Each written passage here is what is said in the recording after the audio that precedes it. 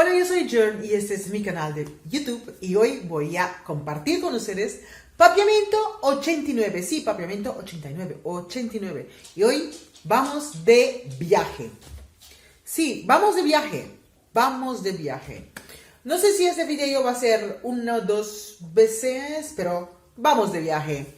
Y vamos de viaje en Papiamento se dice van, viaja. De viaje, vamos de viaje, van, viaja. Viajar en Papiamento es viajar. Y para ir de viaje, ¿qué necesitamos? Vamos a empezar con las cosas que necesitamos para ir de viaje. Para nos va y viaja, para mí va y viaja, para nos va y viaja, necesitamos pasaporte. Pasaporte en Papiamento se dice passport. El ticket, ya antes lo usaban, ahora es más electrónico. El ticket es un pasaje. Necesito un pasaje para ir de viaje. Pasaje.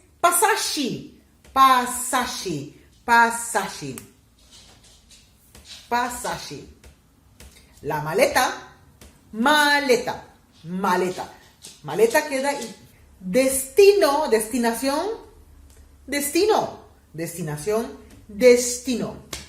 Avión. En Papiamento queda avión. Piloto en Papiamento es pilot. Azafata en Papiamento es stewardess. Equipaje de mano, handbag, maleta de mano, handbag, no se dice maleta de mano, handbag. El vuelo,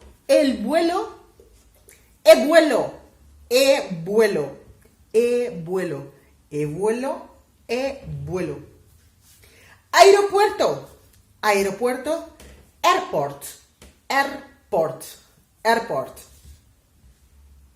Como pueden ver, prácticamente todas esas palabras vienen de otro idioma, ¿no?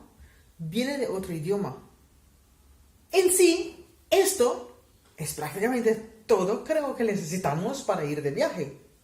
Si tienes más preguntas referente al viaje, déjalo aquí y con gusto lo haré.